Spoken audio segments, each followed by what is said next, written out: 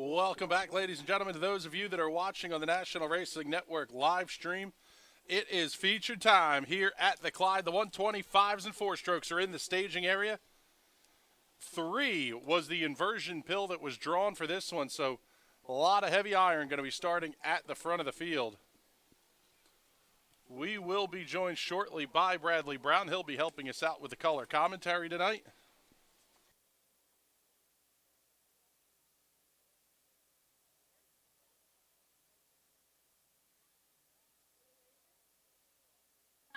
Let's do this. While we get ready for the race cars to roll out onto the racetrack, we'll get the quick 2-minute commercial break out of the way.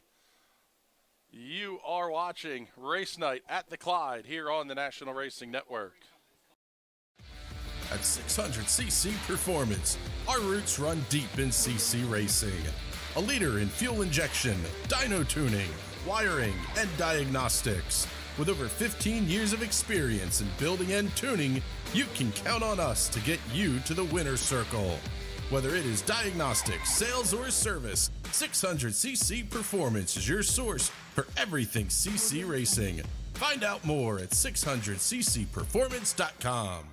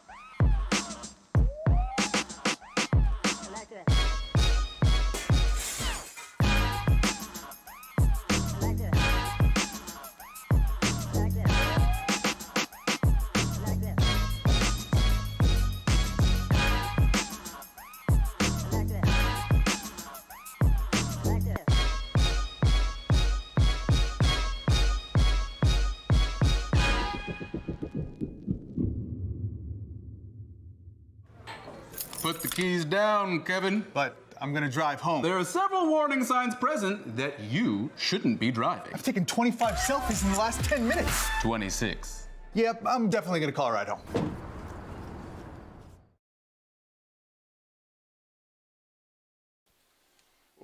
Welcome back from the commercial break here. Just telling all the fans out here in the stands, the Not Your Mama's Kitchen concession stand will be open for breakfast all of Labor Day weekend, for Saturday and Sunday morning. Saturday morning, biscuits and gravy going to be the special on offer. I can't call it what I'm used to calling it. Chip beef on toast will be the special on Sunday morning. So, whole lot of work coming out of the Not Your Mama's Kitchen concession stand that weekend. Another big event coming up, September 19th, Pink Out Night. Some of the T-shirts are already on sale here at the Kim's Creations Photo and Novelty Stand. Kim Glass does a fantastic job organizing those Pink Out Night events. So make sure you stop on up there. Everybody, this place will be decorated pink from top to bottom. That night coming up September 19th. The big news we teased you a little bit with during the heat race broadcast, coming up October 16th and 17th, the 31st annual running of the Linda's National Open will be live on National Racing Network pay-per-view. You can find all the information on that one. We'll get it posted up this week to nrn.tv, but that's going to be the best place to find all of the National Racing Network action coming up here over the 2021 season. I can't believe we're talking 2021 already. First of the four strokes pushing out onto the racetrack. Let's get you the starting lineup for this one. Starting on the pole will be the number 19 of Matt Fernsler. To his outside, the 7L of Chase Laser. Row number 2 will have the 3 of Mike Miller and the 3H of Zach Hollinger. Row number 3, the 57K of Cassidy Michael and the 12 of Brent Shearer. Row number 4, the 13 of Shane Davis and the 11H of Holden Ekman. will start in the 7th and 8th positions. Row number 5, the 26 of Tyler Martin, and the 5 of Terry Alex. 3Y is Zach Young, and the 25W and 8 Bywin will make up row number 6. Starting in row 7, the 4 of Julie Avery, and the 44 of Riley Simmons. Row number 8, 62 of Fast Eddie No Sarah, and the 24 of Logan Road. Row number 9, the 04 of Sam Borger, and the 22 of Jared St. John. Row 10, Justin Harrington, and the 76, and the 16 of Marty Bryan. 29 of Brandon Shearer, and the 3X of Kenny Bushy in row 11. And in row number 12, the 112 of Dylan Yingst, and the LR62 of Drayson Laser. Privileged to welcome Bradley Brown into the commentary booth with us. Bradley, there's a lot of really quick cars tonight at the front of the field, but we've got some of the fastest cars this racetrack will see in a 125 and 4-stroke starting in those last few rows. Yeah, watching the consi, Justin Harrington and Marty Bryan made quick work to get to the front, and I'm sure they're going to do the same thing here in the feature. Hopefully they can stay in some clean air and give us some good racing. One of the things I noticed during the intermission period was the track prep was centered around the bottom of the racetrack. I would assume that's going to make that tack up just a little bit, try to speed that up with compared to the top. Does that maybe take away the advantage of a guy like Justin or Marty that likes to run that outside lane? Could that fresh track prep hurt them a little bit? It'll affect them a little bit. I know Marty, he's pretty committed out there a lot of the times, and he does good work at it. The bottom, it might be slimy at the beginning, so we'll watch and see if he gets up top and gets a couple off before the bottom tacks up. But it's going to put on for a good show. They really worked the track nicely. The top looked really well after all the other events, and we'll see what happens. Yeah, this one should be a pretty good night. The 270s are going to run next, so the track will start to run in for them just a little bit. Then we get the Hyper Racing 600s as our third feature of the night. 12 was the inversion pill, so the fast cars are starting at the back anyway with the handicap rule, and then you throw in the 12-car inversion. That one is going to be absolutely spectacular. Then we finish out the night with the Sportsman. Same thing, a 12 was the inversion pill. So we're going to start the night with a couple of features with a lot of fast cars at the front. We're going to end the night with potentially some chaos. Just getting the field lined up here. They should be pretty close to lined up and ready to go here.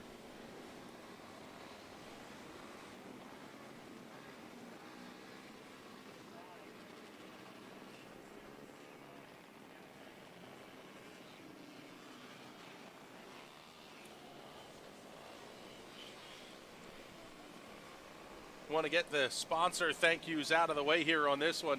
Got to say a special thanks to rockauto.com for providing the wristbands for our racing events. Visit rockauto.com, find all the parts your car or truck will ever need. And don't forget to let them know that you heard about rockauto.com right here at Lanco's Clyde Martin Memorial Speedway and on the National Racing Network. Also, a special thank you to Meshi Motorsports and driver Olivia Thayer for all the toy donations for the Kids Club and the Kids Day. Whole bunch of stuff going out here with the Kids Club members tonight. Lights are out. We are ready to go. Green flag racing. Fernsler and Laser lead them into the start zone. Green flags in the air. We are underway. Chase Laser not getting a great start. Bottles up the field just a hair. Going to be 3 wide going into turn 1. Big lift out of the 4. Couple of cars now stacked up together. Caution flag in the air. Oh, man, Dylan Yingst way up over the infield tires. Might have given Eddie Nocera the shove he needed to get unbeached in turn 2. No laps in the books. 4-car issue at the exit of turn 2.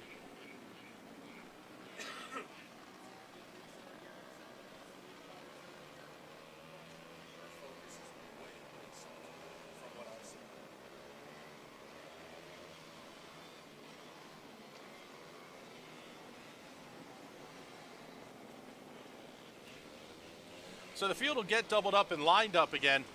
Matt Fernsler got a very good start. Chase Laser almost looked like he hesitated just a hair to get down to the inside.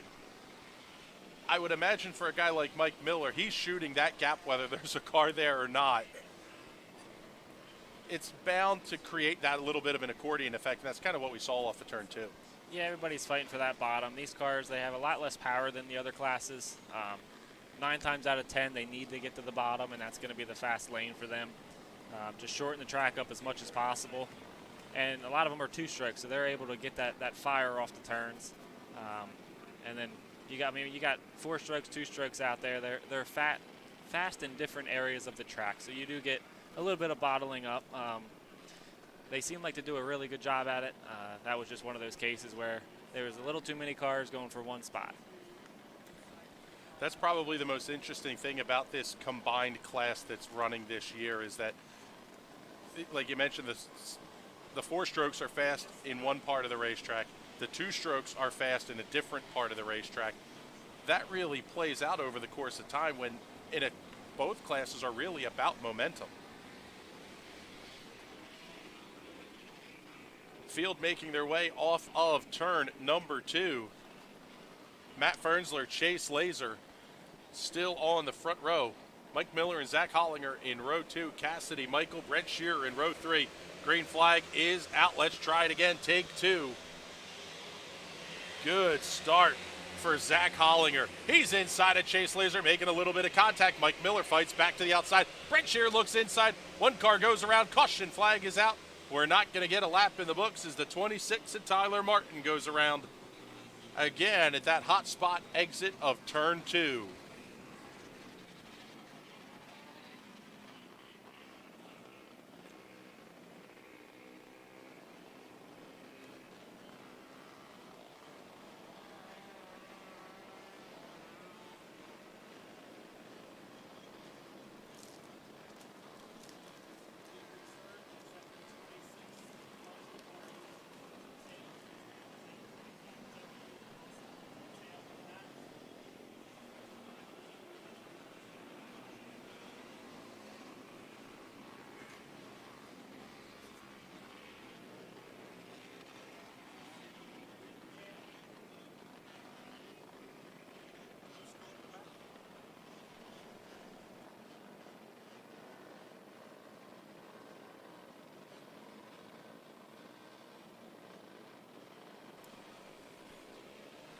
Hearing the 25W and Nate Weidman also going to head to the back for his involvement in the incident with Tyler Martin. So both of those cars will restart at the back of the field.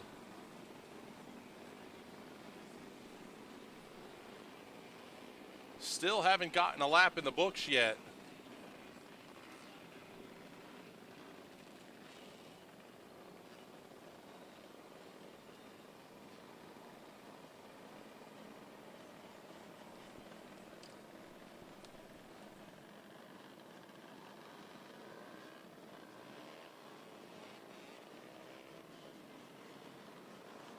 So the field going to get doubled up.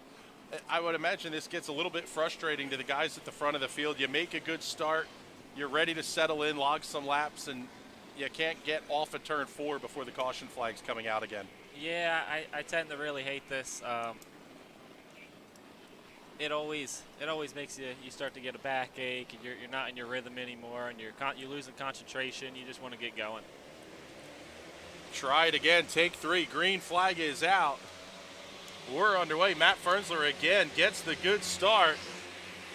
Mike Miller got it just as good of a start this time. He's inside of Chase Laser looking into turn 3. Laser able to get back on the gas.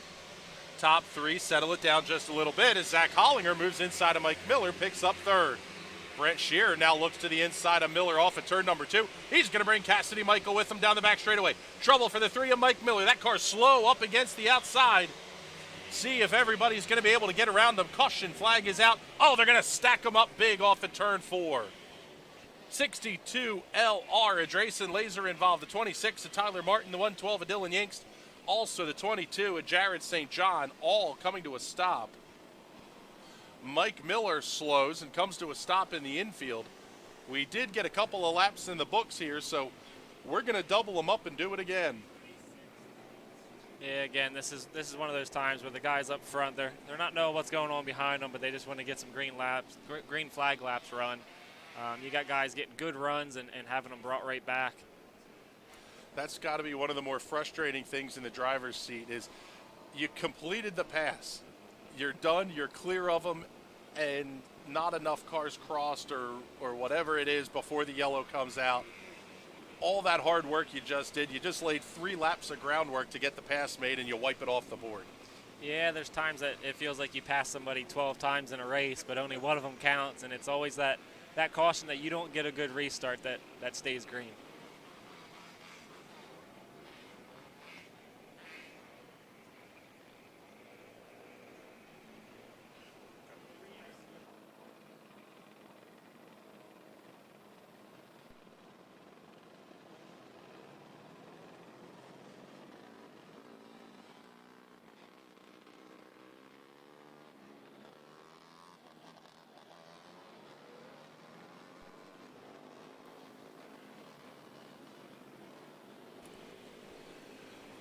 So it looks like the lineup's good. They're going to double the field up. 2 laps are in the books, 23 laps remaining.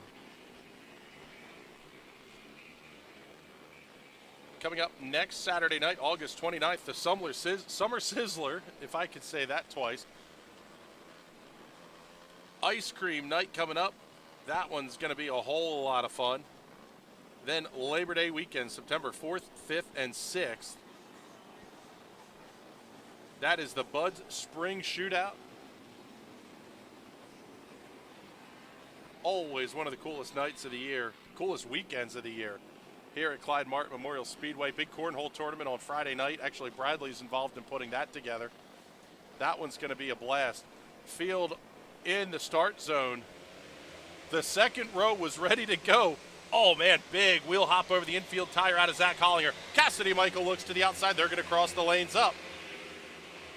See if Cassidy's going to be able. Oh, yeah, she had to grab the binders behind Zach Hollinger. That's going to stack everybody up just a little bit. At the front of the field, Chase Laser, your new race leader off the corner. Brent Shearer comes around Matt Farnsler. Zach Hollinger looking to make the move with him. Not able to happen that time by. A little bit of beating and banging towards the back of the pack. Justin Harrington started in the 19th position, already running in the 7th position. Marty Bryan coming with them, just not quite as quickly. Cassidy Michael inside of Holden Ekman. That's going to open up the door for Harrington. He's going to try to stuff it in there into turns 1 and 2. Almost making a little bit of contact right front to left rear. Chase Laser setting sail. He's not the quickest car on the racetrack. That title belongs to Brent Shearer. Just set the quickest lap of the race. The gap was 0.6 of a second the last time by for Chase Laser. It's down to half a second. Brent Shearer eating about 1/10 of a second a lap out of the race lead. Holden Ekman slides high on the back straightaway. That lets Justin Harrington get to his inside. Harrington picking his way through the field rapidly. Next up on the list will be the 57K of Cassidy Michael. Looks like the front of the field is settled in, and Bradley, this is really, I would imagine, where we talked about these cars being rhythm driven. This is where you can really start to get a feel for what you're going to have. Yeah, this is where the good guys start to show their strength. You can make consistent laps, lap after lap, and that's where you see a driver come to the front. A lot of these guys have quick cars, and in all the classes, you see a lot of cars that are well put together, and they just can't put down the consistent laps. Race leader Chase Laser catching lap traffic at the back of the field. Big move inside of Dylan Yinks. Shoves the 112 up out of the groove. Oh, man, almost got him up into the outside wall. Little right side romance out of the 7L. Caution flag is out. Yellow flag on the Speedway. 25W and Nate Weidman goes around. I believe there may have been some contact with the 3X of Kenny Bushy as well, but Bushy able to continue. Weidman comes to a stop in turn 4.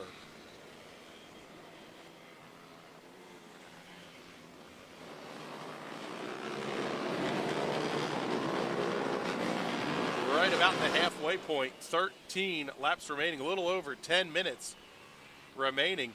Best lap of the race so far, a 12.062 seconds by the 76 of Justin Harrington. Harrington running in the 6th position, started 19th. So pretty easily the hard charger of this one so far. As a reminder, we do have hard luck awards going out tonight. $25 for the Hard Luck Award in the 125 and 4-stroke division, courtesy of Ron Groff Trucking. That's all part of the Race Chasing for Drivers and Fans Awards program.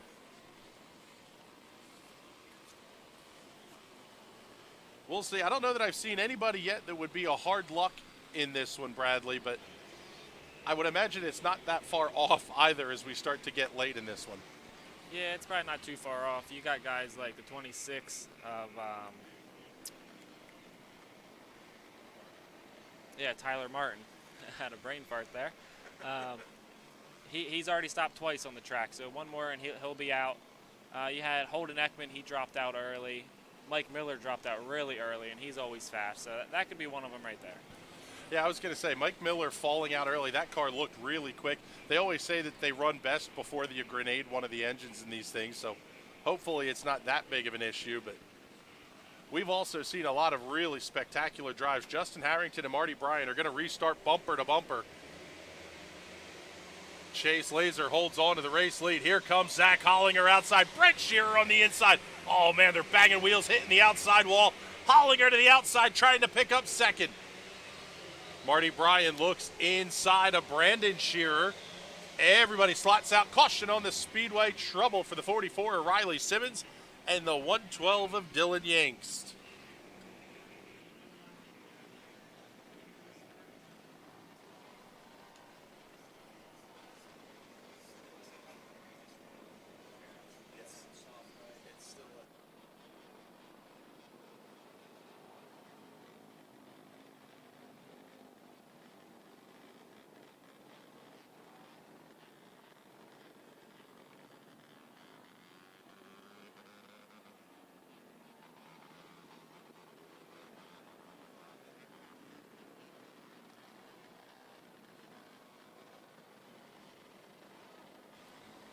There you have a look at the 112 of Dylan Yangst.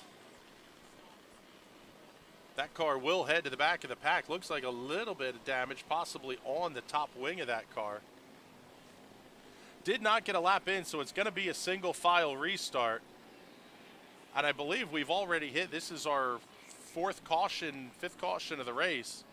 So we're not that far off from also having single file restarts the rest of the way. Is that a big advantage to you as a race leader or one of the cars at the front of the field? Yeah, I think that's a huge advantage. I know a lot of times when I'm out front and I see that we're going single file, I take a breath and get to regroup, and it's my restart now. And you got a guy on the outside of you, you're trying to time him, time yourself, and sometimes it bites you. And then you have guys like that last restart. Justin Harrington had a great run. Zach Hollinger had a great restart, and they got it pulled back from them. So we'll see if they can do something from single file. Yeah, it'll be interesting to watch because the way that where the cone is set, you can still dive in and make the shallow entry into the corner.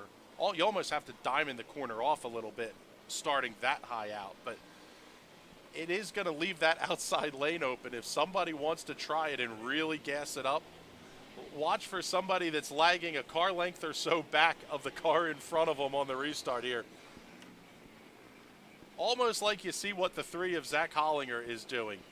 Just enough off the back of Matt Fernsler so that he's going to jump on the throttle and go when he's ready.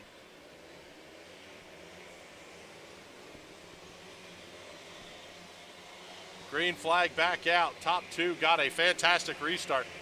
Hollinger holds on to 3rd.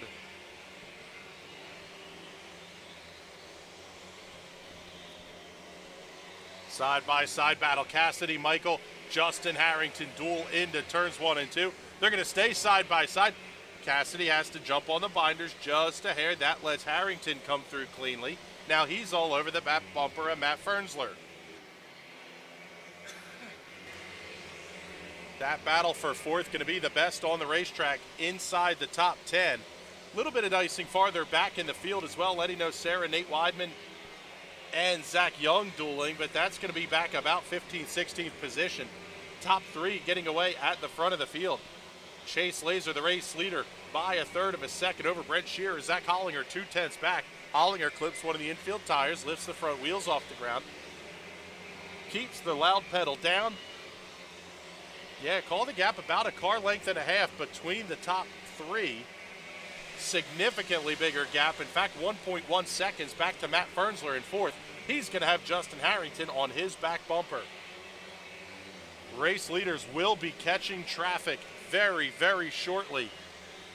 And we're going to be down to now 6 laps remaining, this time off at turn number 4. Next car in front of the race leader is the 22 of Jared St. John. Race leaders are going to be catching him. And Brent Shearer, one of the most aggressive guys at the Speedway this year, he will love to pounce on lap traffic. In fact, makes a little bit of contact with Chase Laser. Gives them the first of the Teddy Christopher bumps. Oh, they're going to drag race down the front straightaway. Shearer to the race lead in turns 1 and 2. 4 laps remaining. Zach Hollinger looks inside of Chase Laser. He makes a little bit of contact with the 7L as well. Jared St. John bounces it off the outside wall right in front of Matt Fernsler. Oh, trouble. Sam Borger goes around off the bumper of the race leader. Brent Shearer in the 12 gets into the back of the 04 of Sam Borger. Yeah, he hooked him.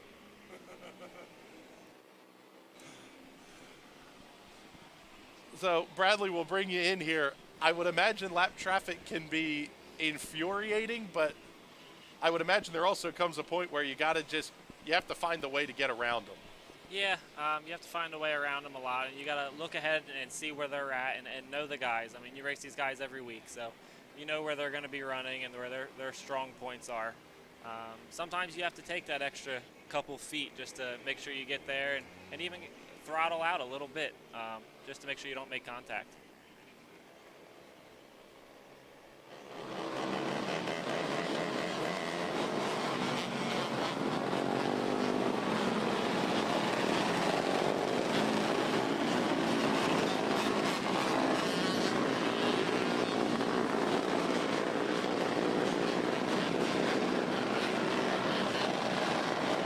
So Brent Shearer, the race leader, and ultimately, Bradley, I guess this is about the best he could have hoped for in a caution period. Is he's down to 3 laps to go, so it's going to be single file, and lap traffic is now not an issue. He's going to run his line anywhere he wants to run it.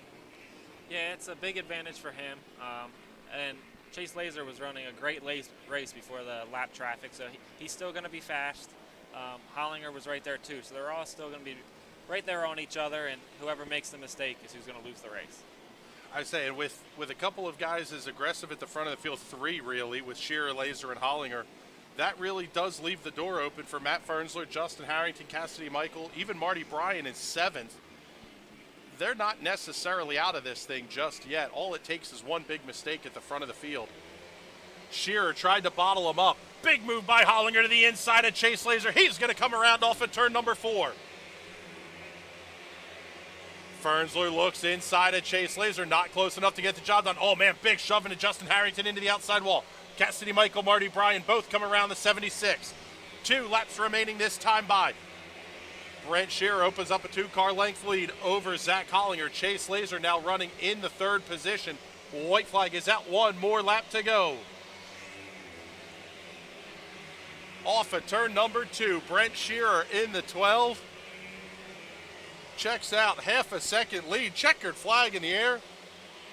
Brent Shearer picks up the win here at Clyde Martin Memorial Speedway by 0.6 of a second over Zach Hollinger, Chase Laser, Matt Fernsler, and Cassidy Michael, your top 5.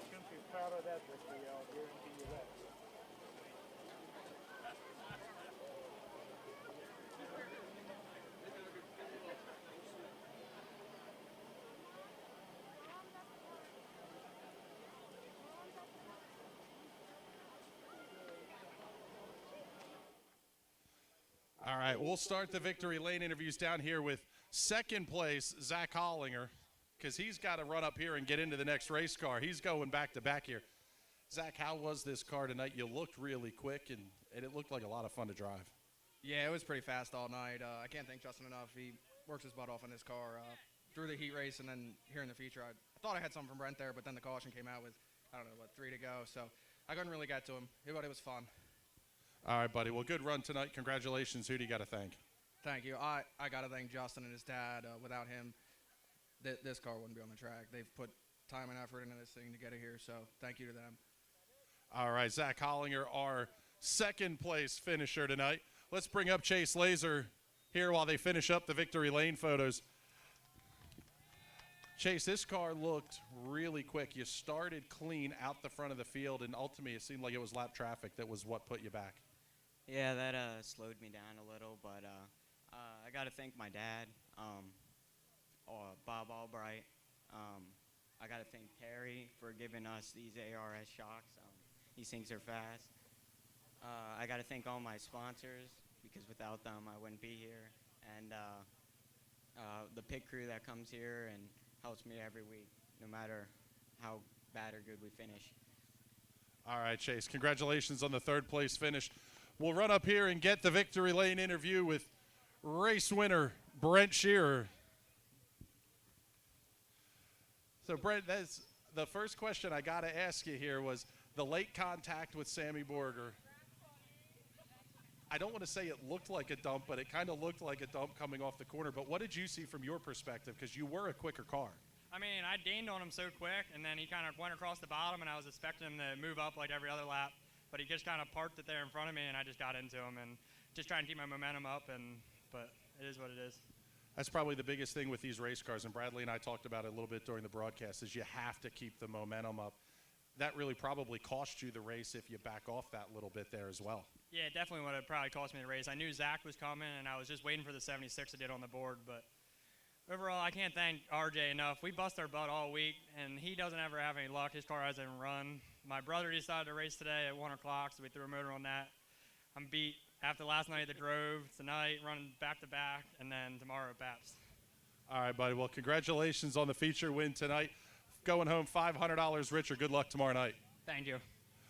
There you go, race winner Brent Shearer. Brent, we got to get you up here real quick. You got to pull the 50-50 ticket. Oh, we already got it. Okay. All right, our winning 50-50 ticket number for how much? $274. It's a blue ticket. 828-8239. 828-8239. That is tonight's winning 50-50 ticket number. We are coming right back with the 270 feature. You're watching the National Racing Network. At 600cc Performance, our roots run deep in CC racing.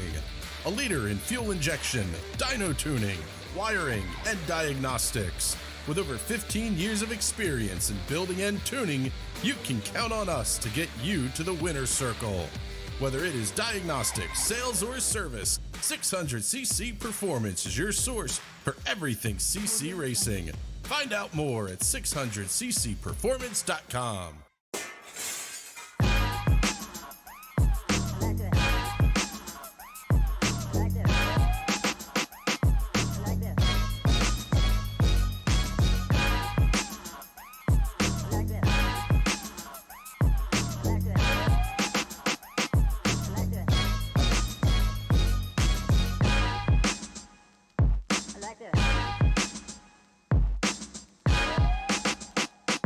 Like this.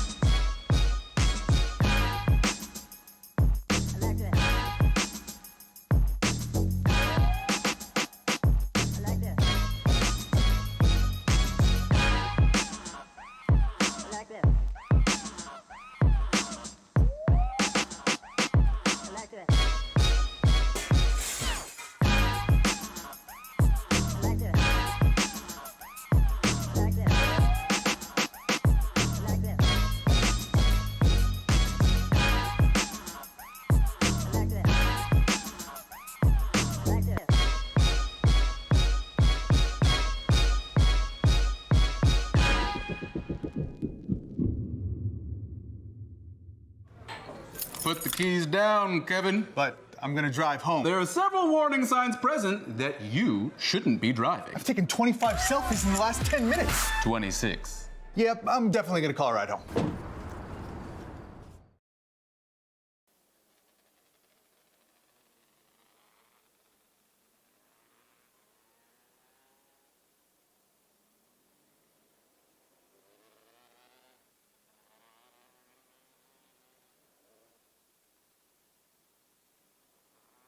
Welcome back, ladies and gentlemen, to Lanco's Clyde Martin Memorial Speedway. Second feature event of the night on the racetrack, or at least getting pushed off at turn 4. You'll see the cars at half track. Here is your starting lineup. In row number 12, the 48X of Alex Swift and the 82 of Heath Hanley will start shotgun on the field. Row number 11, 21D of Dave Williams starts 21st, and the 56H of Zach Hollinger in 22nd. Row number 10, the 1L of Dave Labe and the 20 of Corey Schmuck Jr. Row number 9, starting 17th, the 49W of Johnny West, and starting 18th, the 29J Danny Lane Jr. Row number 8, the 5A of Anthony Yerger, starts 15th, and rolling off in the 16th position, the 53 of your 125 four-stroke feature winner, Brent Shearer. Row number 7, the 48 of Jonah Meck starts 13th, and in 14th, the 8Z of Nate Gibble. Row 6, starting 11th, the 17J of Jared Imler, to his outside in 12th, the 88D, Andrew Dietrich. Row number 5, starting in the 9th position, the 11 of Mike Urich, and starting 10th, the 2 of Mike Miller. Row number 4, starting in position number 7, the 4R of Lee Reinhardt, and the 34 of Christy Swigert.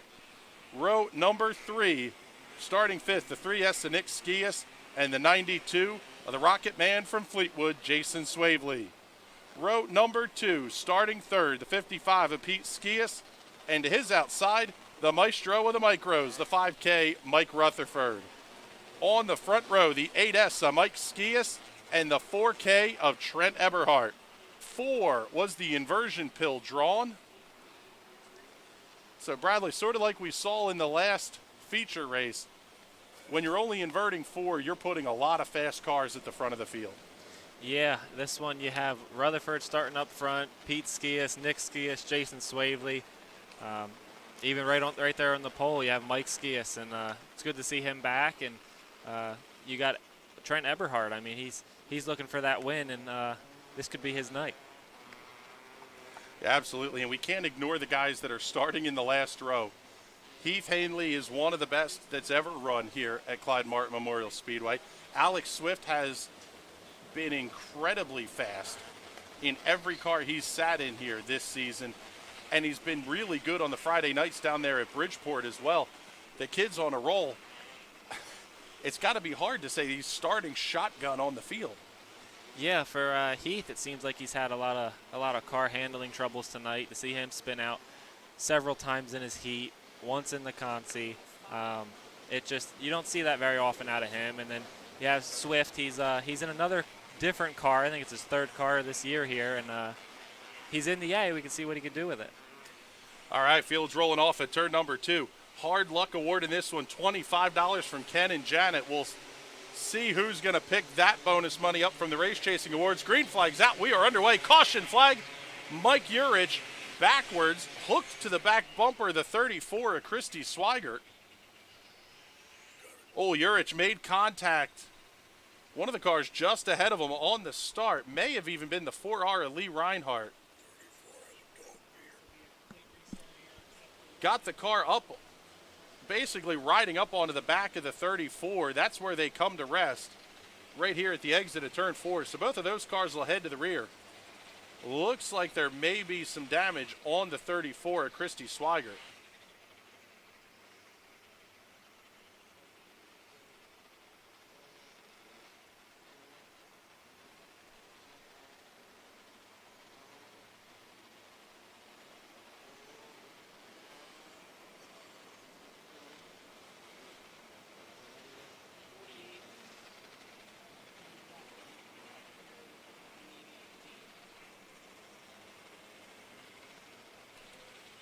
Back gate will be opened up. So the 34 of Christy Swigert will head off the racetrack. The 11 of Mike Urich able to get restarted. Looks like the caution fever is starting to bite again just a little bit here early in this one. Front of the field's going to stay the same.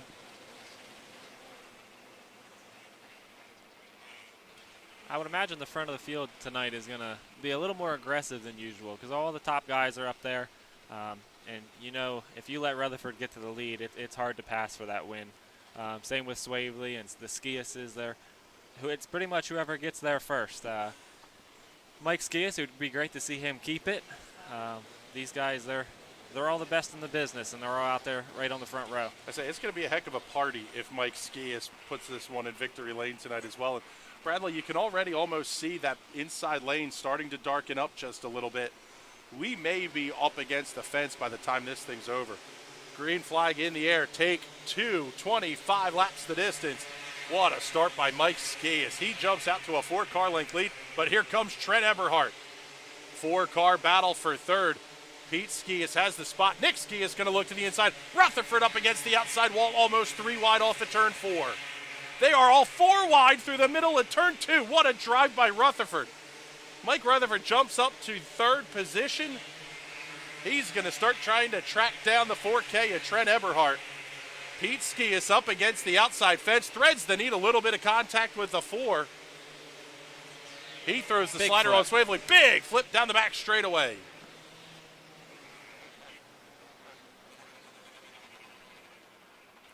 The 8Z of Nate Gibble goes for a wild ride down the backstretch.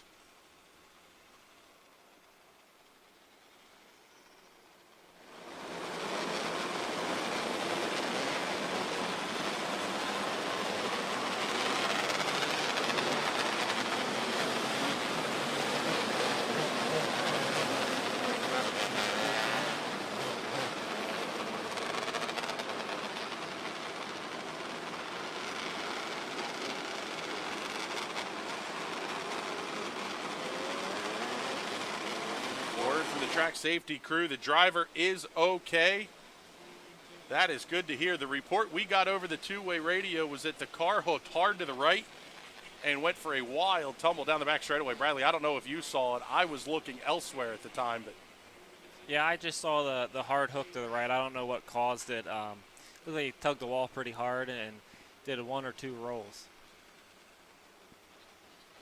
So good to see that Nate Gibble is okay. Looks like the car will be towed off the racetrack, however. That'll be the end of the night once he crosses that pit gate. Mike Rutherford set the quickest lap of the race on the last green flag lap. 11.381 seconds. Track crew gets the 8Z off the racetrack.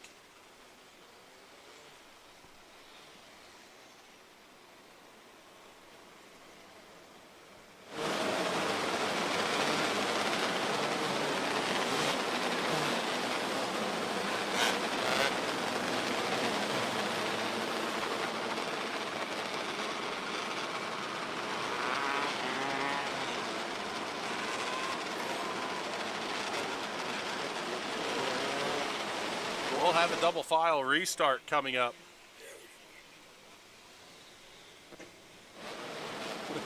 Fireworks going off outside the back of turn 2 here. We've already seen a bunch of fireworks here so far tonight, and I think a couple of more wild features are coming up here. So 3 laps on the scoreboard. Mike Skias has the race lead. Mike Rutherford has worked the high line to perfection so far, and he's going to get to restart on the outside. Is there anything that Mike Skias can do to stop that momentum?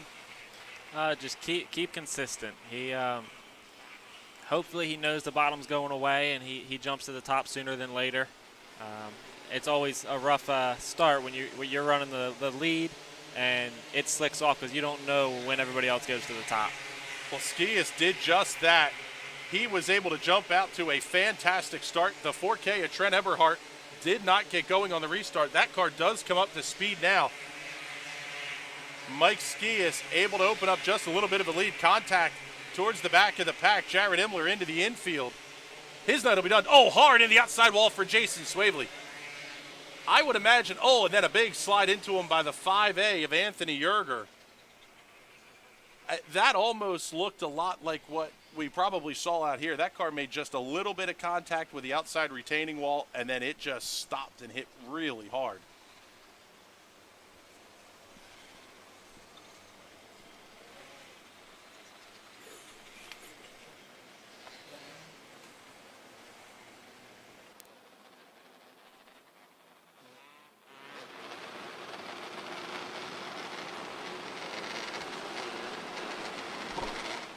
So the track crew are going to get the 5A of Anthony Yerger pushed off.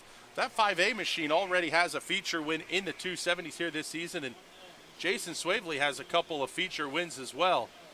But I believe that 92 may need the hook. They're going to hook up to the rear end of that car, so I would imagine pretty heavy right rear damage on that machine. It was a pretty solid hit into the outside wall. Yeah, taking a hit like that, it could be a right rear hub, wheel going down. The W-link is the weakest part on the rear of the car, and for that to bend, it's going to push the whole rear axle over and just bind everything up. So Jason Swavely will get towed off the racetrack. He was running in the 5th position.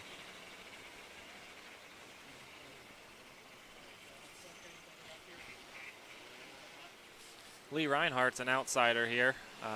He's had some good runs, had a win. I think it was the Labor Day or Memorial Day race last year in the sportsman class, and he put this car together this year and did a fantastic job at it. And he's running the top 5 here at Lanka. Yeah, Lee's kind of I believe a Greenwood Valley regular. We're used to seeing him a couple of different places, and mainly airport. And a lot down at airport. We'll see him coming up in November. We'll give you the details on that one in a little bit, but trouble, couple of cars piling in, coming to a stop turn 4. Caution flag is out again. That is the 21D of Dave Williams comes to a stop. Yeah, the 48X of Alex Swift, I believe. Nope, there's Alex up here. The 1L of Dave Labe, the other car that is involved in that one. We mentioned Airport Speedway. We've got a big broadcast coming up in November. The Battle at the Bull Ring 100 lapper coming up in November. I never in a million years thought 100 laps in a micro sprint would work, but that really was one of the better races we saw last year. Whole lot of fun. We'll be back. We'll have that one on the National Racing Network. And if you're just joining us, we also mentioned the 31st annual Linda Speedway National Open will be one of our premier fall events on NRN.TV. That one will be a pay-per-view, and we'll have all the details out for you here in just the next week or so. But the biggest micro sprint racing events in the Northeast, you got to come to the National Racing Network to see it. We're pretty proud of that one. Field is lined up. Lights are out. We are ready to go racing. This is about what the best Mike Skias could have hoped for, is keep Rutherford behind him, not alongside him. Trouble for the 53 machine. That car comes to a stop in the infield. Tell you what, Bradley, Mike Rutherford is really making that high line work. He's keeping the momentum up, gaining 10 or 15 feet every corner, it seems like. Yeah, that's top is definitely the dominant place tonight, especially now this late in the race, and it's just going to get worse. And there goes the slight slide job, taking the lead, and we'll see if Skias can get back around him and get back up top. Rutherford, Skias, your top 4. Rutherford able to open up the gap, and in fact, it's about half a straightaway already over Mike Skias. Caution flag is out on the speedway. One car comes to a stop inside of turn number 4. That is, I believe, the 56H of Zach Hollinger. Runner-up finish in the 125 and 4-stroke race just a few minutes ago. Fortunes take a little bit of a turn for the worse here in the 270 division. You see the for sale sticker on the side of Mike Rutherford's car. Mike and the Kahlers that own the car, they've talked for several years about getting out of the 270 game. I think it may actually be real this time that car is going to end up for sale, but somebody is going to pick up a fantastic piece. Yeah, they are. That car, he's fast anywhere he goes. Strong motors that they have. And I think he got in this Hyper to prove something, that it doesn't have to be an RTS or a Viper to win races. And he did it in a car that nobody else has. And he's making really good work out of it. It's a shame to see the Kahlers go. They're always a real strong competition and somebody that you want to say you can beat. Yeah, you've got a ton of experience running against that team in the 270 division, and almost like a little bit of a changing of the guard that's going on here a little bit, but still got several more weeks of racing out of that 5K machine between here, Spirit Auto Center Speedway down there in Bridgeport, and all the big fall races coming at the end of the season as well. 8 laps are in the books, lights are out, we're doubled up, ready to go. It's a great start for Rutherford. Nick Skias going to follow him through to the inside lane. Rutherford holds on to the lead. Mike Skias fights back for a second on the outside. Big move, Danny Lane Jr. Where did he come from? Danny Lane way up on the outside. He's gaining positions at a quick clip. Oh, he gets it into the outside wall off of turn 4. That's about 10th position. He comes around Heath Hanley. Now he dives inside of Andrew Dietrich.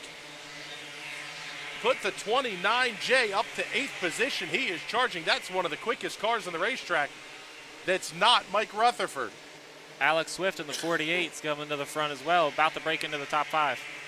Yeah, Alex Swift, Heath Hanley up there as well, fighting with Danny Lane. We talked about Swift and Hanley. They've made the charge just about to the halfway point. In fact, they'll see the cross flags next time by. Trouble turn 4, yellow flag is out. The 56 of Hollinger went around, not sure if he came to a stop. It was very close. But the 48 of Jonah Meck does stop in turn number 4, and that'll bring out the caution flag 1 lap shy of halfway. One of the cars we haven't talked a whole lot about is Mike Miller. Another one of those guys who is an absolute legend at this place. Started in the 10th position. Miller now runs 4th. It's not like we've got a ton of attrition that's going on here tonight. Keep your eye on that number 2 machine. Pete Skias in the 55. The 4R of Lee Reinhardt. Talked about him a little bit. He runs 6th. Quickie yellow-green flag already back on the speedway. Nick Skias up to 2nd. He's going to try to hold off Mike Skias as Mike Miller gets to the inside of the 8S down the back straightaway. Nick Skias closing in on race leader Mike Rutherford. Seeing that gap open up just a little bit. Oh, almost contact. Mike Miller loses a little bit of ground to Nick Skias, but he got around Mike Skias for 3rd. How about Danny Lane? That car keeps flying through the field. The 29J is a man on a mission. Alex Swift now inside the top 5. Nick Skias looks like he might have blown up.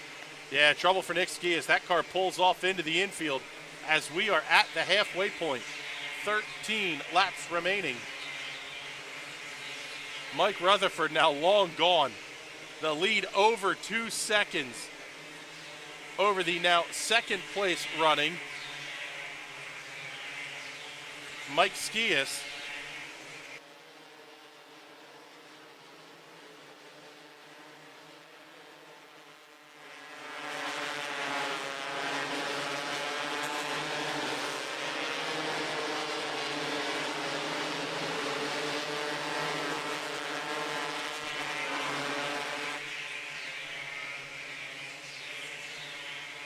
Race leader Mike Rutherford just crossing the start-finish line. He gets the 5-finger salute from Chief Starter Mike Fry. Currently, Mike Miller runs in the 2nd position. Mike Skias 3rd, Alex Swift up to 4th. Here comes Danny Lane Jr. He's going to fight for that podium spot as well. Trouble for the 56. That car's slow off of turn 2. able to get into the infield. We stay green with 4 laps remaining. The battle for third heats up. Alex Swift trying. Trouble outside of turn 2. Bradley, you saw it. I was looking at the timing screen. Trouble for the 1L of Dave Lane. Yeah, he slowed pretty quickly from the middle of turns 1 and 2 off into 2 and drifted up the track right in front of Mike Rutherford. Maybe a little bit of a scare that Mike needed just to remind him that he is still out front and driving the race car. I would imagine if you've got a big lead like that, you really do get into that rhythm where you're just kind of cruising, keeping your eye on the starter, seeing how many laps are left, peek at the scoreboard. I mean, that car is just on rails. Yeah, he's going to be really hard to beat. I think the only one that I would put money on to beat him is the one sitting there in second. Yeah, Mike Miller is, like we said it before, among the best to ever sit in a race car here at the Clyde. And there are some very quick race cars behind him. In fact, this is the opportunity that Danny Lane and Alex Swift needed. They did not have a prayer of catching Mike Rutherford without the caution. The lead was 2.7 seconds over Mike Miller. Alex Swift was 4 seconds back, and it was 4.5 to Danny Lane. They're all within now 6 or 8 car lengths of the race leader when Rutherford decides to get on the accelerator. Lights are out. We're ready to go back to green flag racing. 3 laps remaining.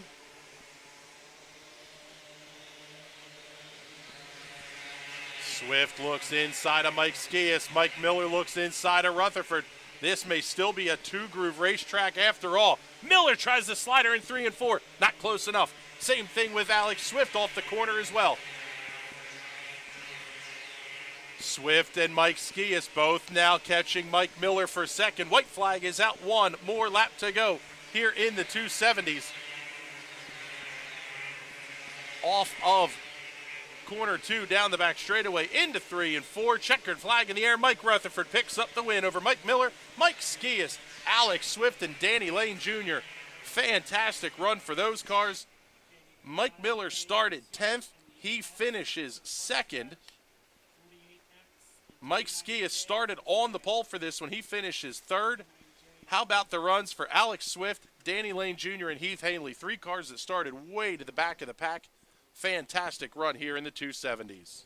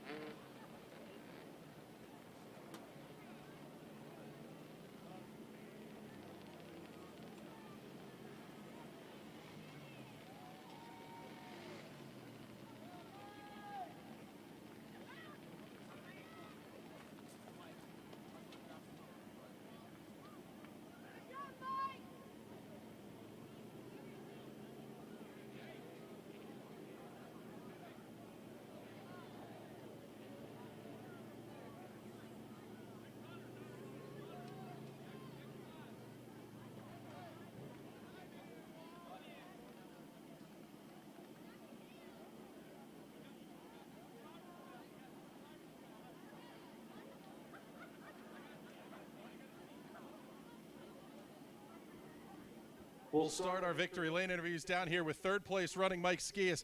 Mike, come this way a little bit. I want to make sure everybody gets a good look at this race car on the broadcast as well.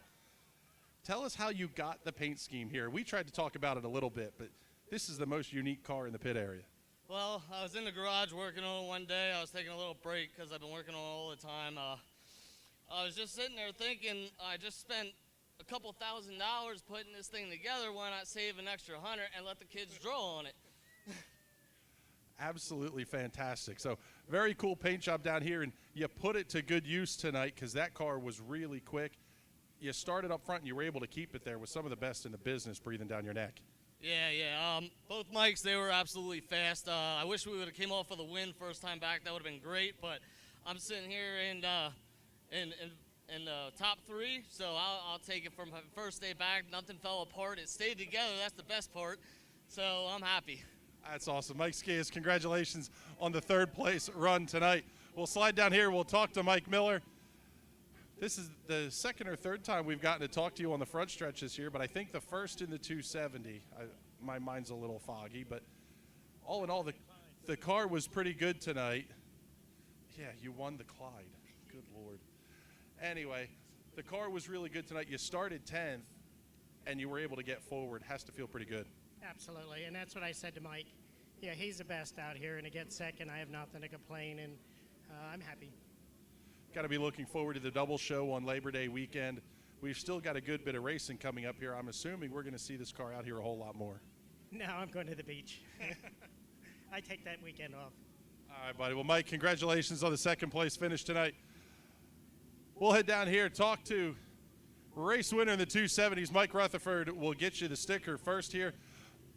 Mike, congratulations on the win here. We know you got to run and get in the 600. The car was on rails. Was the high side as good as it looked all night?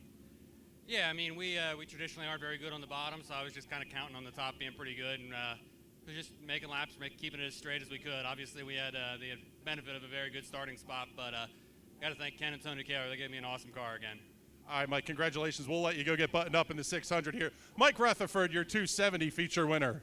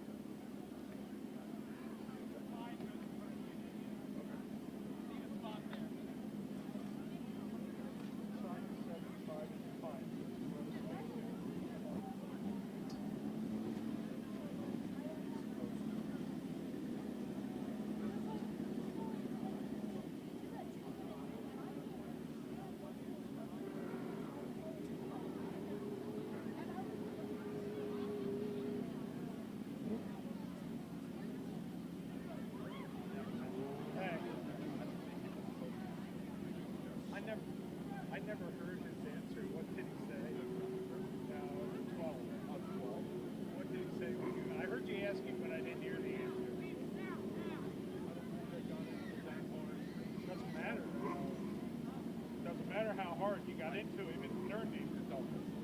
Oh, absolutely don't.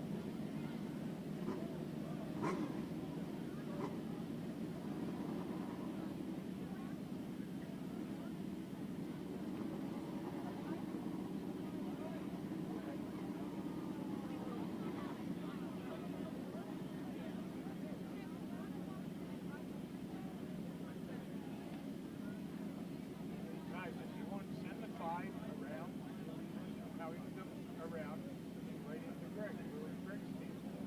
Simple.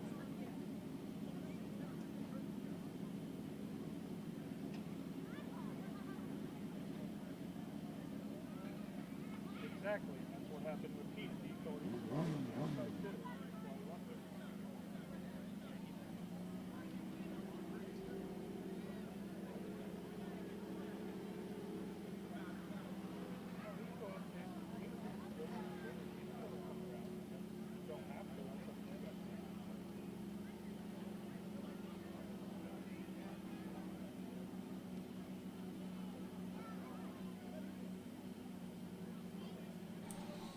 It is time for the Hyper Racing 600s to take to the racetrack. Here is the starting lineup.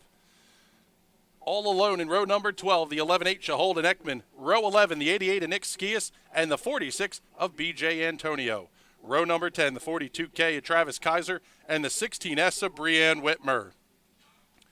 Row number 9, the 9 of Austin Bishop, and the 39 of Olivia Thayer.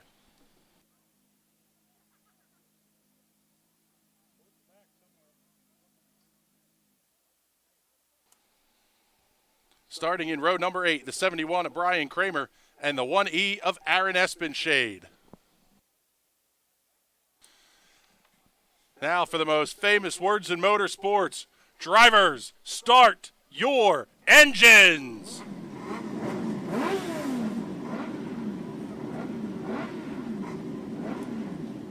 Picking up row number 7, the 75K of Jared Kunkel and the 3 of Jesse Maurer.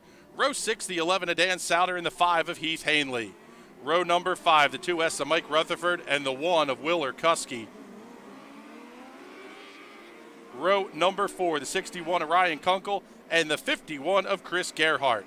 15P of Chris Pansner and the 11Z of Zach Light in row 3. Row 2, the 117 of Cody West and the 42U of Tyler Ulrich.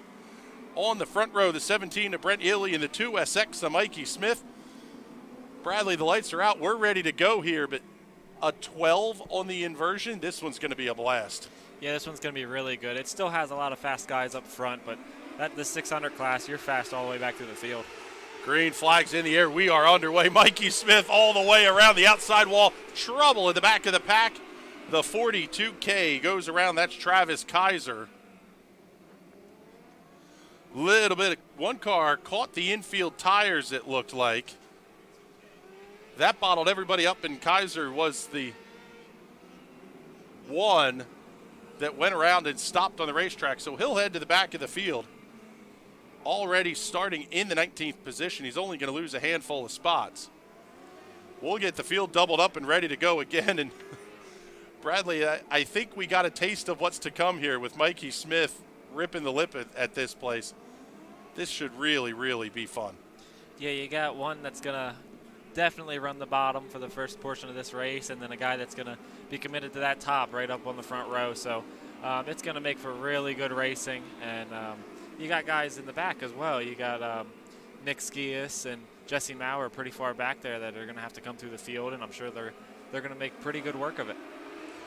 Green flag is out. Take 2 on the start.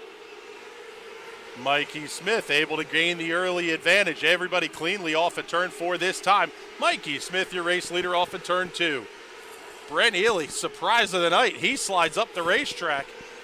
Ely will catfish just about everywhere. Trouble for the 39 of Olivia Thayer. That car pulls off into the infield. Her night is done. Side-by-side battle back in the pack. Mike Rutherford and Randy Kunkel in the 61. Rutherford trying to make the bottom work. He just told us in Victory Lane how good the top was. He's trying to get that bottom hooked up, but he's not doing the job. In fact, Dan Souter comes around as well. He's going to lose a couple spots in the process. Mikey Smith, long gone. 1.6 second lead, only 4 laps into this one over Brent Ely. Ely running the top side as well. Chris Pansner up to the 3rd position. Tyler Ulrich 4th. Randy Kunkel, Dan Souter going to do battle for the 5th position. Big slider out of Kunkel. Slides up in front of the 11. Souter's going to have to fight back and throw the slider. This place is going to turn into Slide Job City pretty soon if they can't get the bottom hooked up. Souter tries the slider in 3 and 4. Kunkel able to drive off the corner. Hanley throws the big slider on Zach Light towards the back of the pack. That's going to be the battle for the 11th position. Trouble for the race leader. Race leader slow in turn 4. Comes to a stop. Mikey Smith stopped at the exit of turn 4.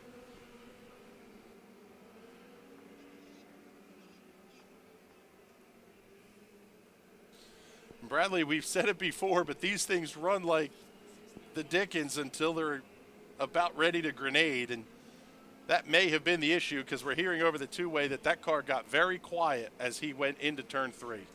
Yeah, we hope for the best for that motor, and hope it's just maybe an electrical issue or something like that, and not going to be something too expensive for him and hold him up from getting back out here.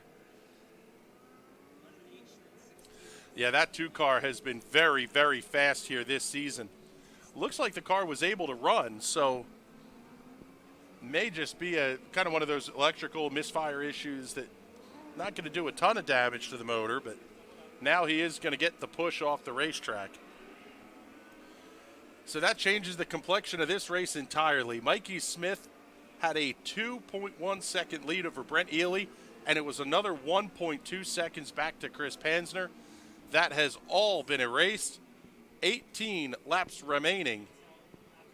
Brent Ely and Chris Pansner are going to be on the front row. This place is shaping up to have a really good cushion at both ends of the track, and that's going to make some great racing here in the closing laps of this one. Is this one of those situations where you run the top so much that the bottom starts to come in almost by default just because you run the top so hard? Yeah, I mean, the top is so far out there and the cushion's right on the wall, so you got a lot of distance to make up there, and you can see that there's a little bit of slickness getting in, and if you can get in well, the top will be fast, but that bottom, it's so short around there, and they're really going to make it work. Here comes Mike Rutherford on the charge up to the outside. He's going to split the difference. Tried to thread the needle down the back straightaway. That's going to be the battle for 6th. Rutherford now outside of Randy Kunkel. Put him inside the top 5. What a drive for the 2S. Brent Ely around the top of the racetrack.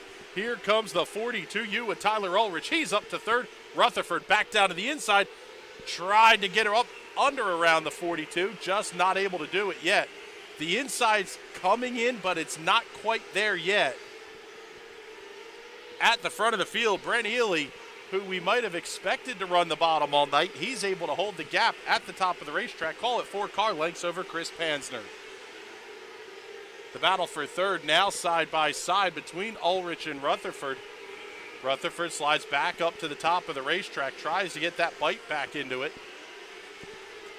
Approaching halfway, Rutherford to the inside of Ulrich off of 4. He's going to try the slider off the corner. Ulrich, big crossover move down the back straightaway. That's going to leave Rutherford in the prime position off of turn 4, though. Trading sliders at each end of the racetrack. Dan Souter's got a prime view of it. And Souter goes 2 for 1 off of turn 2, 3, wide into turn 3. Caution flag on the Speedway. Couple of cars having an issue off of turn 2. That was Holden Ekman that was involved. Also the 42K. Trouble for the 1E of Aaron Espenshade. That car will come to a stop at the entrance to turn 1.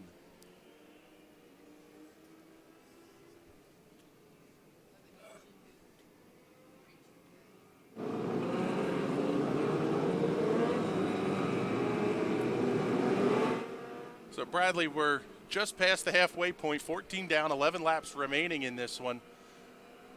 I'll say surprise after surprise. Mikey Smith checked out early in this one, had his issues. Brent Ely is a guy who quite literally lives on the bottom at every racetrack he goes to, running the high side tonight. What else are we going to see out of this one? Yeah, this one's shaping up to be a great finish. Rutherford's making his way through, and watching, it seems like he was running the bottom and making it work in 3 and 4, and it just wasn't quite there in 1 and 2. The top was just a little bit better, and just having that variety in the track is making this a very racy night. Is that one of those things that we see? We talked about it a little bit during the heat race broadcast, that the way the shadows fall on this racetrack, turn 3 and 4 will stay a little bit more damp because it hits the shadows sooner. Will that make a big difference in how much water comes back out of the racetrack as the night goes on? Yeah, it'll stop that dryness from affecting the track. As soon as that shade gets on there, you'll start to get the moisture back slightly. It's not going to fully come back. The track's sealed over, so it's going to be tough. They did a great job working it during the break there, and they made it become the track that it is, and a very competitive one at that. Back to green flag racing. Ely holds on to the inside lane. Rutherford to the inside of Panzer, off at turn number 4. New second place runner Mike Rutherford. Here comes Jared Kunkel to the outside of Panzer. Battle for the race lead. Rutherford right on the back bumper of Ely off at turn 4. Kunkel going to make that high line work. Dan Souter losing a couple of spots. He falls back, now gets in front of Chris Panzer, throwing the slider. That's the battle for 4th. Top 3 go single file. Souter high to the outside. Oh, a little bit of trouble for the 71, even deeper in the field. Everybody cleans it up and stays green. Ely, Rutherford, Kunkel. Kunkel gets up into the outside retaining wall. That's going to slow him down just a little bit.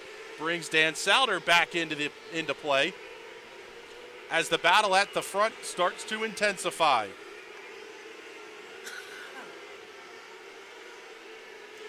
Rutherford inside of the race leader.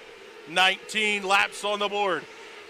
We're seeing exactly what you talked about, Bradley. That inside lane is just not there yet in turns 1 and 2. Ely throws it down to the inside in 3 and 4, tries to block off the slider line.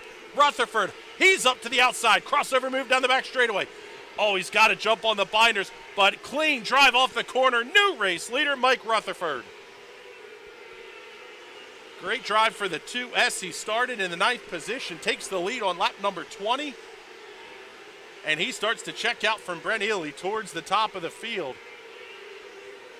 Dan Souter bangs the right rear off the outside wall as they get into turn 1.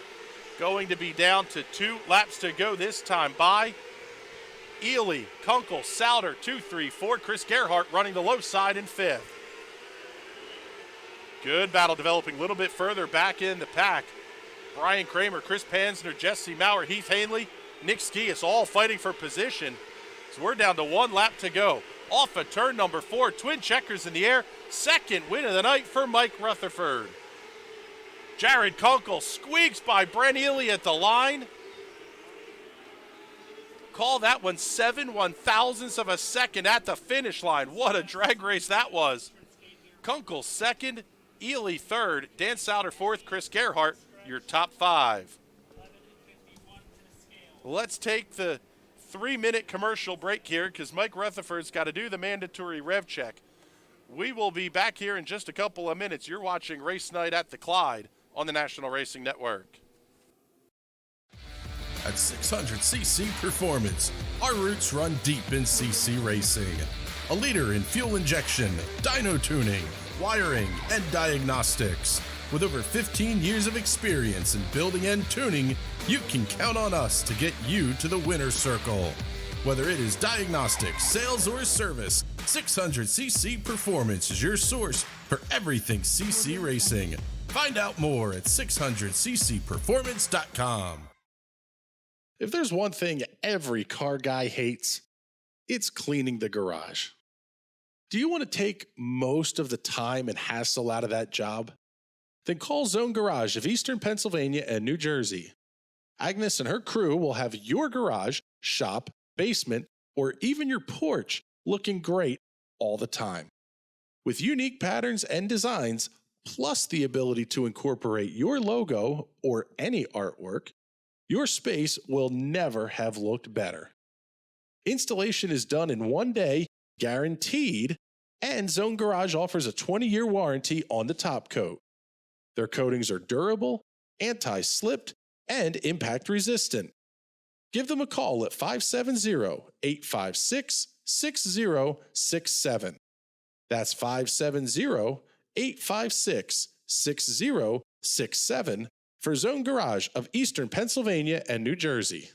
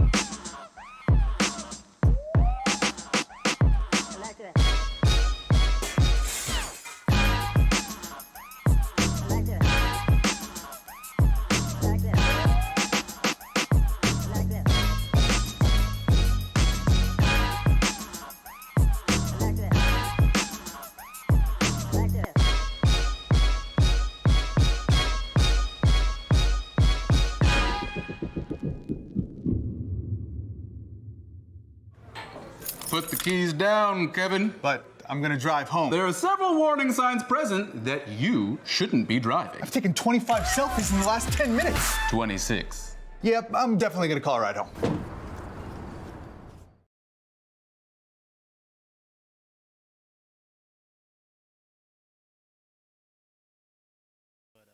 I'm so happy. I'll take a third over this. I don't care. Just happy to finish up front and not go way back like we did the other weeks.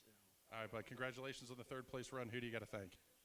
Williams and Women Line Painting, Fleetwood Napa, JJ for all his coatings, Frank Shocks, and my wife's photography, and West Fab Chassis.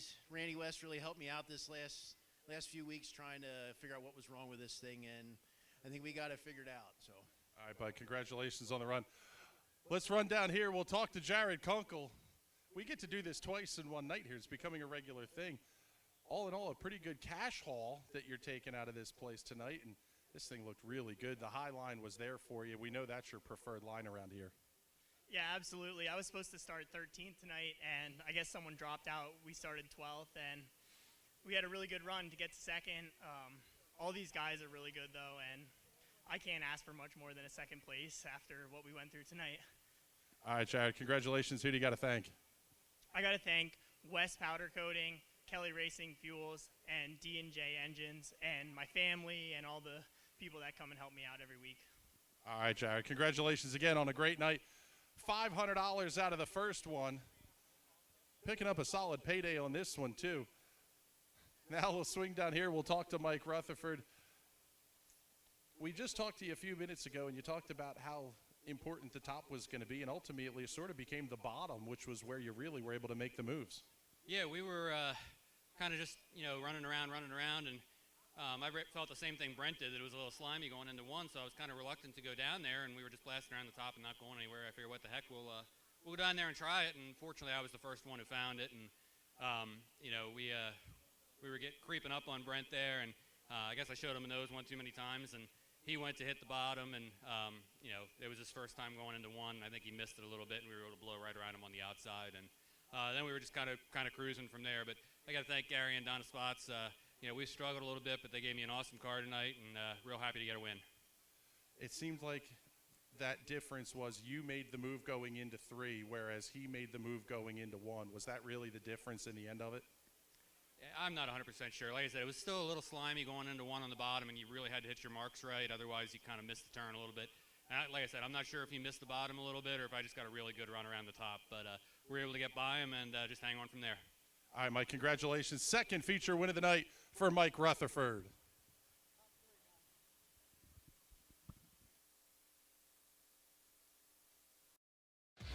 At 600cc Performance, our roots run deep in CC racing.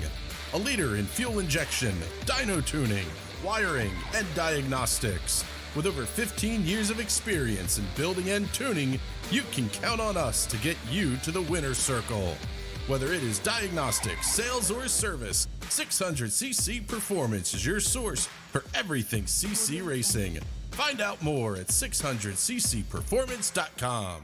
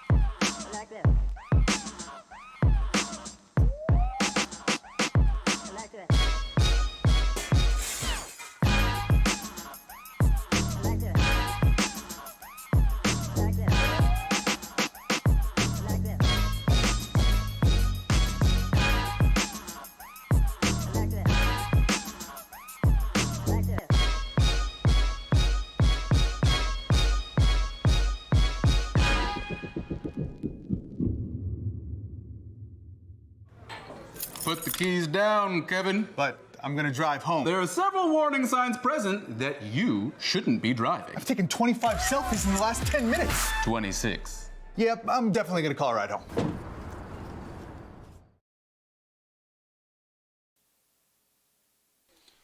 Welcome back, everybody, to Lanco's Clyde Martin Memorial Speedway. One more feature event to go, and it is time for the sportsmen to make their final appearance of the night on the racetrack.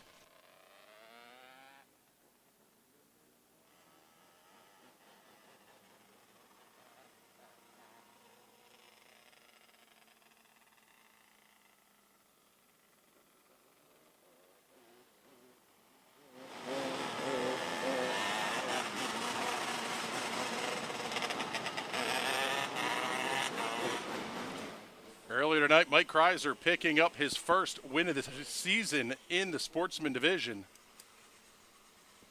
He's going to try to double it up. He's already picked up $500, trying to make it a cool grand he's leaving here tonight with. Here is the starting lineup. Row number 12, starting in 23rd position, the 21D of Dave Williams and the 32 of Jack Redkay. Row number 11, the 15, Robert Shanneman, and the 11M, Jessica Moore. Row 10, the 5 of Brett Cronrath, and the 22 of Clinton Hauser. Keep your eye on that race car. The wing's all banged up. He went for a wild ride in the first feature of the night. He's into the big show twice here tonight. Row number 9, the 53 S of Shannon Slaughter, and the 8 of Michael Spadafora.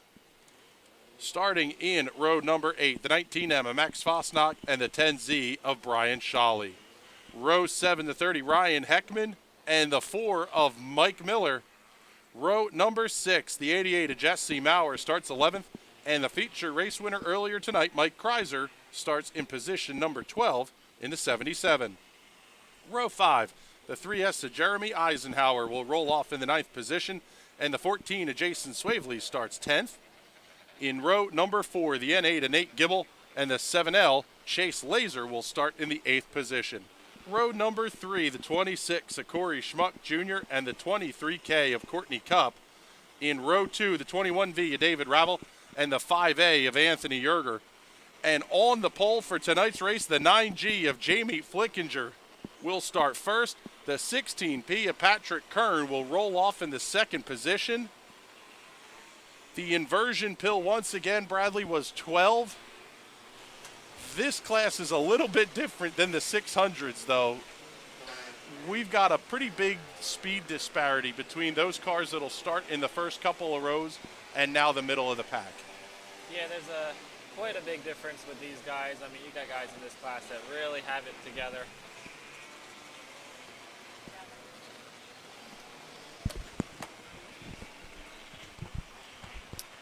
I saw there that Jesse Maurer is off into the work area. It sounded like his pipe might have came off. Yeah, that's not the first time that we've seen that happen tonight. So we'll have to see how that story develops. Basically, he's got enough time to work on it until the field's ready to go green, and he will have to tag in at the back of the pack. So not a lot of time, but you mentioned earlier tonight they're basically held on with springs. It shouldn't be that difficult of a piece to get put back on fairly quickly. Yeah, it's pretty easy. One of the easier things to get put back on. There's two hose clamps that hold it, and I've seen people back there in the work area use their belt to hold the pipe on to finish the race, and it held. So you don't need a whole lot, just enough to get it to stay on there, and we're going to be in for a treat seeing Jesse Maurer come from the tail of the field. I was going to say, that car already has wins here this season. Jesse is fantastic in the Sportsman division. If he's able to get the car fixed and out here on the racetrack, it'll be a whole lot of fun here.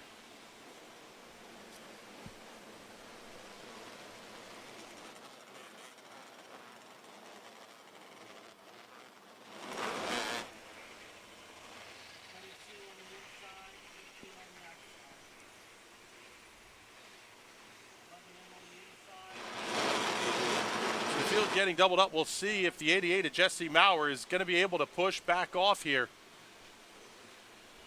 Rapidly running out of time to get that car back onto the racetrack.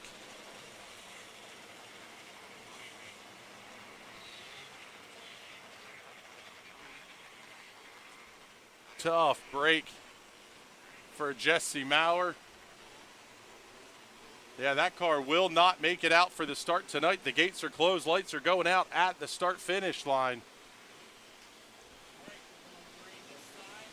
25 laps the distance. Couple of very driven drivers on the front row for this one, Bradley. Jamie Flickinger would be looking for a first career win. Patrick Kern, it would be a very emotional win for that young man. Green flag in the air. We're underway here in the Sportsman. What a move by Dave Ravel inside. He's going to jump up to second, bringing Corey Schmuck with him. Kern quickly off at turn 2. Has to jump hard on the binders as Ravel slides up the racetrack. Ravel looks to the inside of Flickinger in turns 1 and 2. Bobbles just a little bit. That's going to allow the 9G to hold on to the lead. Kern up not quite against the outside wall, but higher than everybody else has been running. He also has the 5A of Anthony Yerger coming that direction with him. Corey Schmuck Jr. also looked high in 1 and 2. He runs the low line in 3 and 4. Courtney Cup doing a nice job holding on to the 7th position. Mike Kreiser sets the fastest lap of the race. He's currently running in the 6th position. Race leader Jamie Flickinger. Tell you what, Bradley, he is doing a really nice job holding a very clean wheel, which is really what you need to do in these Sportsman cars. Yeah, especially around that bottom. He's doing a really good job of running consistent laps, and everybody behind him scrambling to find that fast lane, and he's just pulling away. Oh, man, what a piece of evasive driving by Patrick Kern. Has to swing around one of the lap cars. Able to get it done. So he's going to hold on to third. He's looking inside of David Ravel. Corey Schmuck Jr. threw it in deep as well. 32 pulls off the racetrack. Jack Redkay will be done for the night. Little bit of a bobble towards the back of the pack. Everybody straightens out. We stay green. Race leader Jamie Flickinger off at turn number 4. 8 laps in the books. David Ravel not gaining a ton of ground on him. Patrick Kern, he's taking the long way. He's building a ton of speed up, but it's so long through the corners, he's just not gaining any ground. Yeah, it seems like that bottom is just a little too good for that top to really be working. And Corey Schmuck looks like he's working the bottom pretty well, and he's inching his way up to the side of Patrick Kern. Yeah, that 26, painted like a World War II dive bomber, sails it off into turns 1 and 2 around the bottom. He's gaining, Corey Schmuck's probably gaining a couple of hundredths a lap. But that's not going to get you where you need to be. We've got a battle shaping up for the race lead as leader hits lap traffic. Dave Ravel, big move to the inside of Jamie Flickinger. Forces the 8 of Michael Spadafora up out of the race. Oh, Spadafora still up against the outside wall down the front straightaway. Caution flag is out.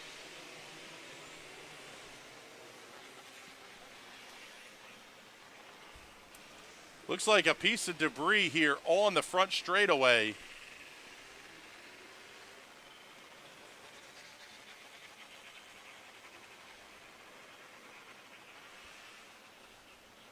pass for the lead stuck, correct? The pass for the lead is going to stick. David Ravel, your race leader, over Jamie Flickinger. 26 of Corey Schmuck Jr. getting around Patrick Kern.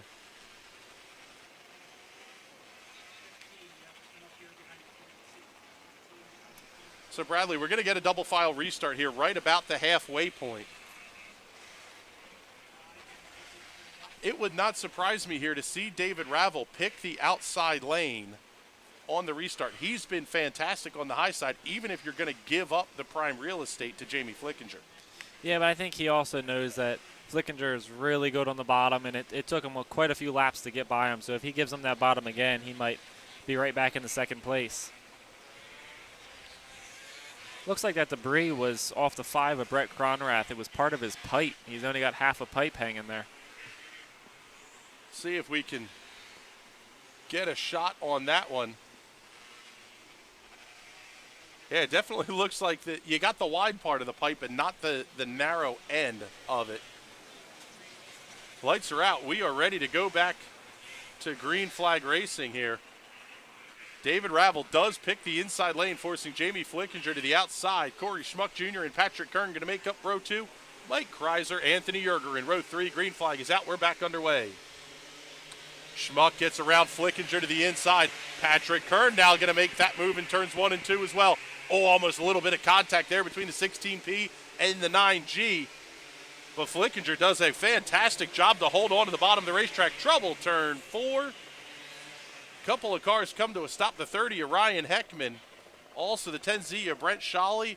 Looks like the 8 of Michael Spadafora is slow as well.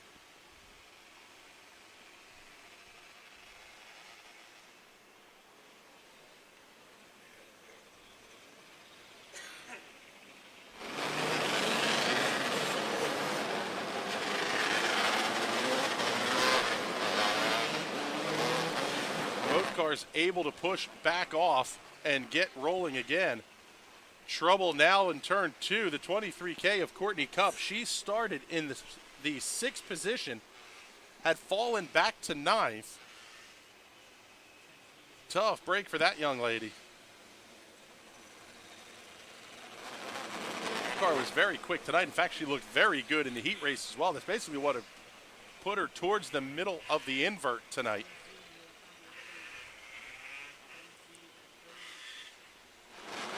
Now, Bradley, as a driver, you know there's differences in aggression between different drivers. And Corey Schmuck Jr., I would say, is on the more aggressive side, and Jamie Flickinger maybe a little less. How does that change your approach as a race leader when you're setting up for the restart? It could change it a lot. You know that the bottom, there isn't going to be a guy slamming into a small gap on the bottom where we're on the top. Corey's going to be gung-ho trying to get to the outside and get that good restart. So I would focus on Corey more than anything and hope that Flickinger doesn't put it underneath me.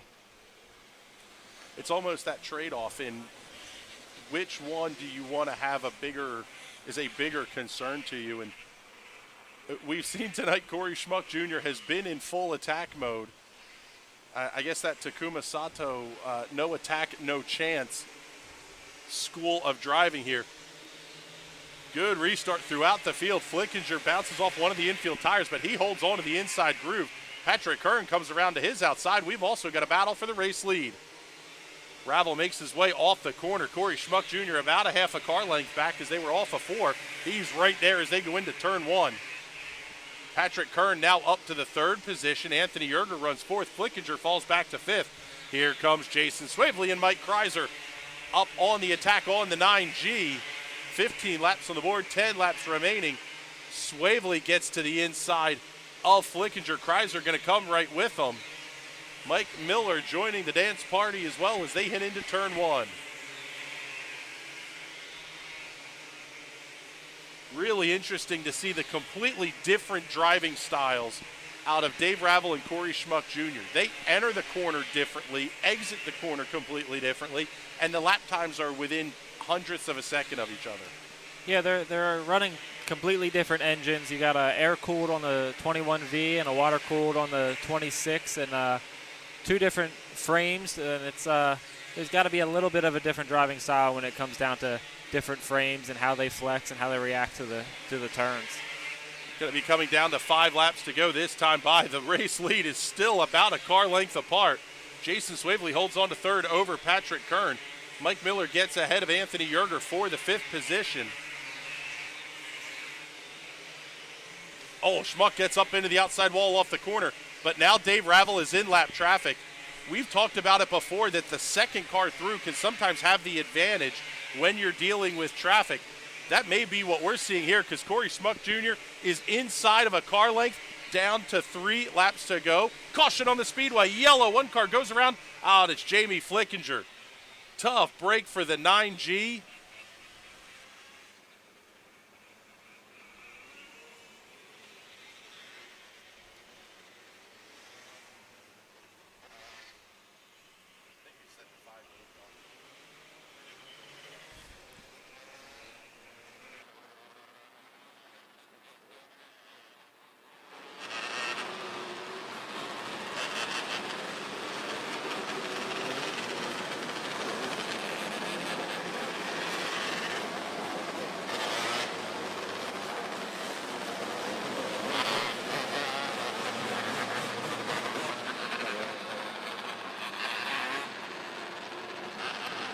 Trouble for the 9G at Jamie Flickinger, hearing he may have had a little bit of help in going around. We'll see if there is a call from race control, but now, Bradley, we're inside of that 5 to go window, so it's going to be a single file restart. Has to be a little bit comforting for David Ravel, knowing he doesn't have to worry as much about Corey Schmuck being alongside him. Yeah, and he also doesn't have lap traffic to deal with. He's got a clean racetrack in front of him, and he just has to hit his marks and bring her on home. Oftentimes easier said than done, especially at a place like this. Lights are out. We are getting ready to go back to racing. Just 3 circuits remaining. We really got to see how aggressive Corey Schmuck is going to be here. He could really push the issue, and it seems like he might have had not quite the start that he wanted. Yeah, he's going to be back about a car length off the bumper of the race leader. Everybody clean off of turn number 4. Going to be down to 2 laps to go this next time by. Corey Schmuck, if there was ever a guy that was going to go full send late in the race, it's going to be Corey Schmuck Jr. He does it there going into 1, slides off the high side of turn 2, but the gap is closing. White flag is out, 1 lap remaining. 2 chances left for the driver of the 26 to try to get around David Ravel. He's right there down the back straightaway. Does he make the big move in 3 and 4? He's not close enough. Checkered flag. David Ravel picks up the win over Corey Schmuck Jr. Jason Swavely, your podium. Patrick Kern and Mike Miller, your top 5. Fantastic night of racing. And before we head downstairs here, Bradley, thank you very much for spending the features with us up here again. And we really saw a neat night of racing, really 2 or 3 lanes working around this racetrack the whole night.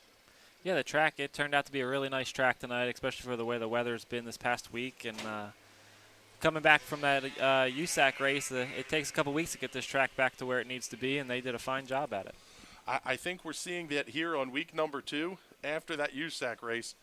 The racetrack is right back to where we need it to be week in and week out. So kudos to the whole track prep team and really the whole staff here at Clyde Martin Memorial Speedway. For you fans that are heading for the exits, thank you very much for your attendance and your patronage this evening. We appreciate you spending your Saturday night with us. We will be right back with the final Victory Lane interviews of the night.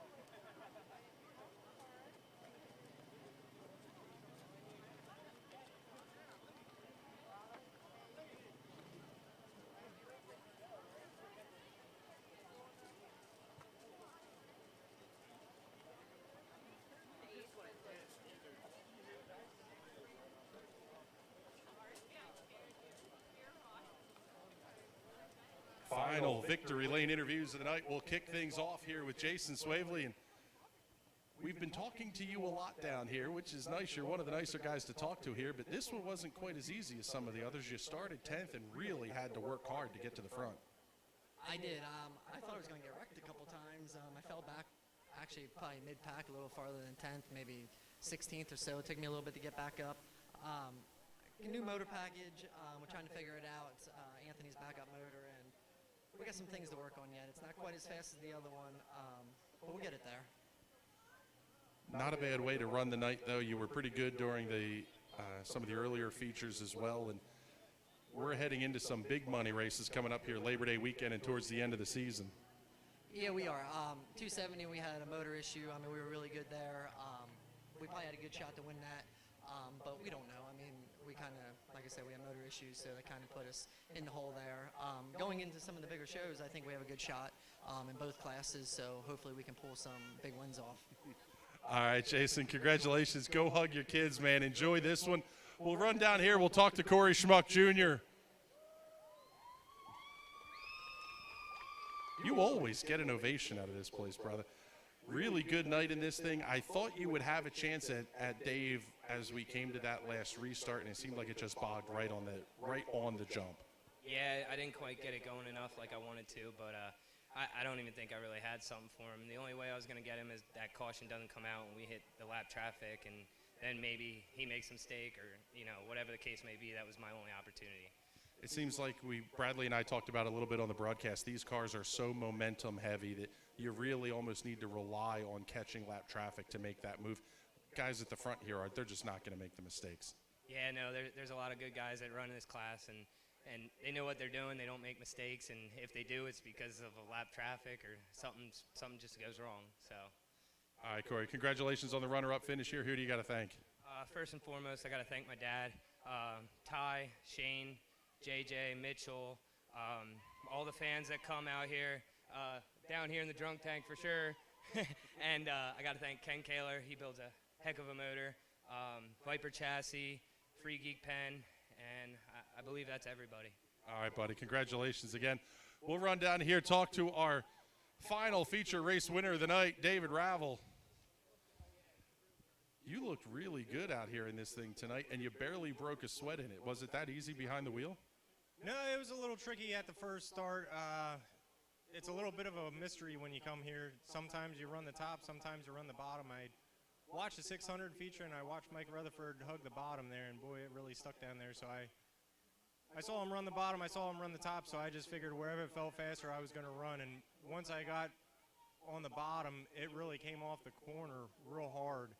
But all you got to do is miss it on turn 2 there and get a little bit too high, and it just went right to the wall. So I was backing off, getting into the corner, and just making sure to get a good exit. And my crew told me that if I would have just messed up once, he would have been right there. So real happy to come here and finish in the #1 spot. We had an unfortunate night on the makeup feature and had some engine problems, but we put our Old Faithful motor back in there, and it does its job. All right, buddy. Congratulations again on the win tonight. Who do you got to thank? I got to thank my dad and Lee and Ken Cycle Repairs for helping me out and just putting the work in to get here, and just happy to be up here. All right, David Ravel, congratulations. Go pick up the feature winner's money down there. That's going to wrap things up here for race night at the Clyde. Thank you, everybody, for watching tonight on the National Racing Network live stream and for your attendance here at the racetrack tonight. Have a safe trip home. We will see you next Saturday night. 4 big divisions of racing, and we're just 2 weeks away from the biggest part of the year on Labor Day weekend. For everybody on the NRN crew and the entire Clyde Martin Memorial Speedway staff, it has been a pleasure to be here with you tonight. Have a great night, everybody. At 600cc Performance, our roots run deep in CC racing. A leader in fuel injection, dyno tuning, wiring, and diagnostics. With over 15 years of experience in building and tuning, you can count on us to get you to the winner's circle. Whether it is diagnostics, sales, or service, 600cc Performance is your source for everything CC racing. Find out more at 600ccperformance.com. If there's one thing every car guy hates, it's cleaning the garage. Do you want to take most of the time and hassle out of that job? Then call Zone Garage of Eastern Pennsylvania and New Jersey. Agnes and her crew will have your garage, shop, basement, or even your porch looking great all the time. With unique patterns and designs, plus the ability to incorporate your logo or any artwork, your space will never have looked better. Installation is done in 1 day, guaranteed, and Zone Garage offers a 20-year warranty on the top coat. Their coatings are durable, anti-slipped, and impact resistant. Give them a call at 570-856-6067. That's 570-856-6067 for Zone Garage of Eastern Pennsylvania and New Jersey.